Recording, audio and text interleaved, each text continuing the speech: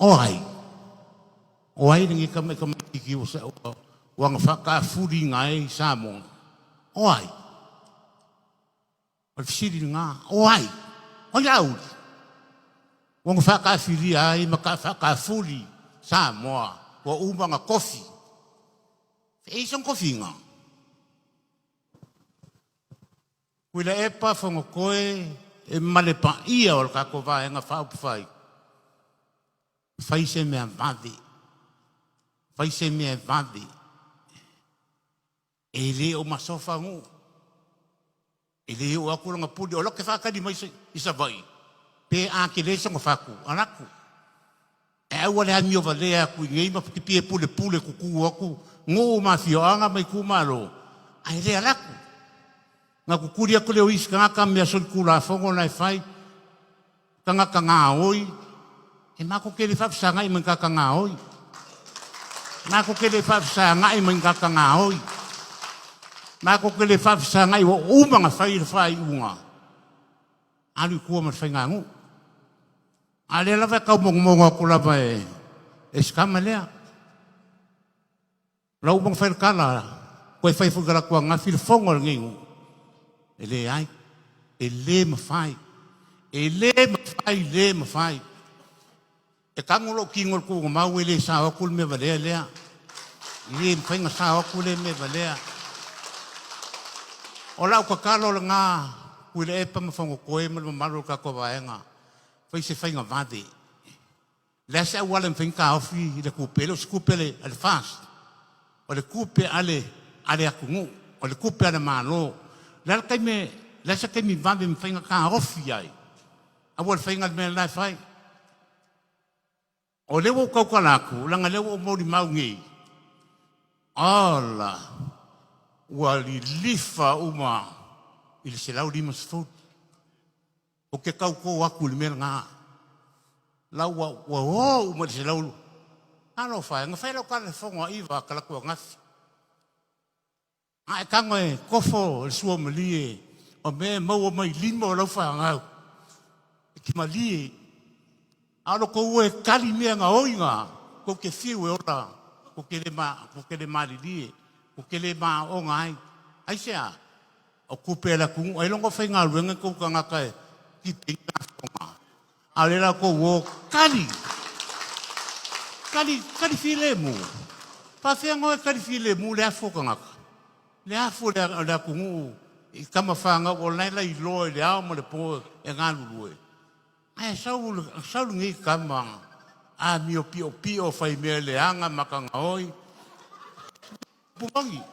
Aka ko kala ngole ngi me au ka ko se alo fai ka ko kana ka ngale me sa la ngo me yo le ali ni mai pa wa yo me ona ka wengi ka ngaka o le amio pio o le ngaoi o le pepelo o le kaufa valea o le kaufa se o winga le nga uma le olanga o winga uma sa kan le ma wai me le ku le pa mo fongo ko ma ka ko va henga fa o pu vai Ma lilie.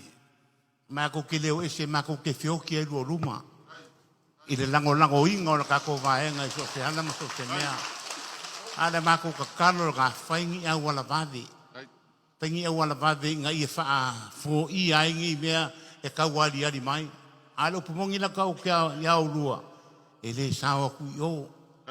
A ke le so nga whaku anakura. Ia manguia kako fongo. Ia pai kako vaenga. Na fionga de toli. O la fonga ia manatu ala fionga li to oli to filau lino to filau. O le sui le tu malo Faasaleleaga numero 2. O atunga lunga ile le talia ai le taita ile malo o le lato fai unga. Ele mananao e avea mangele se kati fiaui. Mataita i fono o le lato fono whaavae. O ni whaapunga ma la fonga matuia na whaali ai se fina ngalo le li paale mia. O le sa matu tu tala i nei ma le fioanga na fio mai. Pa ia ia salva lasi mainga. Ia taina ne whaila wanae ia ma le pai o le nuu. Ta sila whai ngā ia ma le maupua le ana whanua ia ma le mamalu le itu malo iona tūlanga. E a ngā isa wa i e soa le pule. Ono mai le matu whilo i lei ma whai se tala e whai uel mtaupu. Peitai le vaai whalawa I tele leo tua nā maselaina I le tūlanga o lena vaai iai le mori maua le tunu I vai aso tēnei. Ia wale o lea le whamoe moe sa o wapoapoa iai. E anga I soa le leile pule le tū malo ona toia o maile mātou te whiloi I le tūlanga alo. Ia. Ko umano whamanino e lea ia ina le malo tūlanga o tō whinga I te tono le tū malo. Au ai inga I whainga whaavae ma me leu whata avale atu le malo, maali lia I tu malo. Ia longo sa ia lana o whainga whaavae ia le whainga malo whitwhiria. Peitai, ua vaai ma le tūlanga whanono tele. Ia o le lava ua sopo utu upu. Ia manga iai saunonga, le mi ngau, ma le ma fau o le fionga ia tofi lau. Anga I mai lo tangata, ma le whainga malo. Ia, au le lava sa o Taofi o fiu mai pea ma le taritonunga o tātou mta upu e fufo whatamani, fufo le vava ma le hava whatawhata. Ia ma le tūlanga I masani ai I le tūlanga o loo le tarituali mai no leo mai. A ave le tua lalo e whaasota la noantu e fo I mai lea. Peitai, wa leo lea. Ua o vai ai fo I le tūlanga ua si I upu matala, ua o lava I le mawhau fau ma le mi ngau, a ua olo le tūlanga ua a maile mamoli na mai o le tau whaamatau le malo. Ua maea o no utu inatu le neimta upu I lumor ka peneta ia ma whai unga whanoi nai le so. O le a whai le whainga whaavai le malo. O ai lava le tu malo la tau te le talia ina whainga whaavai mai a inga o lewa a vatu le malo. Ia na maari lielo leo I tu malo. E le Ayesha faamanuiaga mo I tu malo ia. O le awala file mu ma le talitonunga, a whai e le talia, le aiainga na avatu, ma le tūlanga I le vāna nofo ma le vata puia e o mai e toi talanoa. A le ua whaalu upu matala I lunga le whaafofonga a Samoa, ma le mori maua le tunu. Ia na manatu leo le malo, o la le toi tau mua alo, ai whai lo le whaiunga le malo. O le whaiunga la lewa iei le so, ua Taofi nei. E le to iai se faamanuiaga mo le tu malo o Faasaleleaga numela lua. A ina ofisilingia lana fionga le palemia, pe ua le mamafatele lana whaiunga e Taofi ai faamanuiaga a se tu malo, pe a le onga tu samfina ngalo le malo. Tali la aulia le mali atua. Tule tulinga o le mta upu. Le anga o le sui leo le tu malo sa matu whiloa. O ia sana whaaleo ina mai le mta upu le tu malo. O ia foi sa fonga ina mai leo mai le mta upu e winga le firingia o le tei fono Faasaleleaga lua. O le matou tu ngatala toi fo I mai mate felo I pa umana soa le pule. A umana soa le pule ma le tu malo. Ona toi o mai le mate felo I pola tonu munumuti. O le se felo inga. E leo mai tau atu. O la ufa leo I o le fono le chao pipi. Le fai unga le tu malo. A fai lava la o le leo le la o le fai unga la o le tu malo. O le mena le la tato walwai. Langa o ia sana fai leo ina le mta upu ia tiao I lumo le tu malo. O le Faasaleleaga le walu. O no ia na fai leo ina le mta upu e fai mfofonga o le tu malo. O le fo I mai fai leo mai I le mta upu. Ala u fai leo yo. O lona winga. O la wa ave ieri fina ngalo le tu malo. O fai leo ai o e fai se mea vave ina ia Taofi ieri mele mana o le malo. Wa uma ona fai whainga whaavai ma le whaiunga le malo. O ai la le tu malo e le talia. Mari lia la ia. Solo muri maria me le malo tu leo la tau whai fina ngalo la mana o I le talia. Ta puni le whainga le fono whaavai. Ai peo no whai atu. Tu la ia le tu malo. Se I fono le tu malo. Pea whaapea. O la tau fina ngalo au tasile. Ai ona wala na whai atu la upu. Ona o ia. Sa whai ma fofonga I le aso le matou whiloi. O te Taofi la o le momolinga mainga o le whiauna mai. O le whafonga leo le tu malo. Pule le tu malo Faasaleleaga numela lua. Pea whaapea o le lato whaiunga au tasile. A lau o la foi o lau whaafonga mai le tu malo. Ia manino le lei. Po o le lato whaiunga lea. Lea na whafonga ina ele. E tofila. Ele imanofo I le taitai o le tua ngai. O le vaenga whaupufai o e pui a ia tatau o tangata. e tali atu I le mata upu ina ofisilingi e tu sitala. Ole mata upu lawa lunga ya ila to sa so no. Ele se fe au te ta il malo. E fa tongu tua ile to fama mau ili mfakune. Pe ona tomo fai ia laudi. E fa tongu atu le to fama ia. Al mta upu le e lawa lunga o tofia. Ole te fono. E fa fue mta upu fito ton manuia o te malo.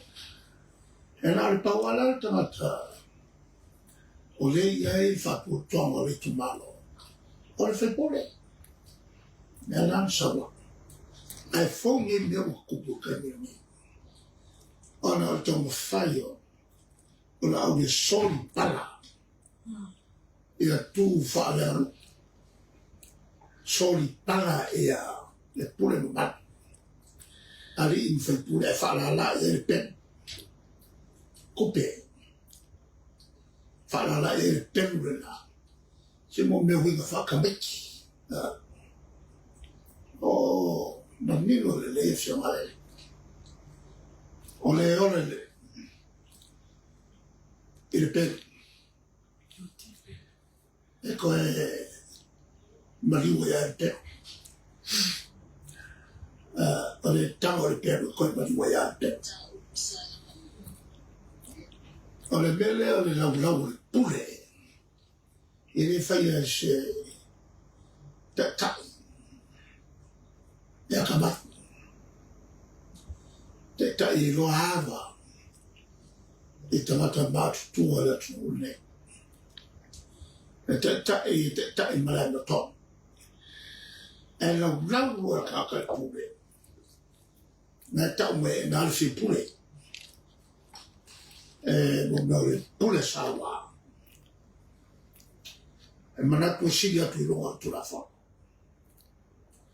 Na toe tuli loa ina fo I tui la epa I tūlanga le tua ia ai o ia. I ana ngai o inga o le pule tutu.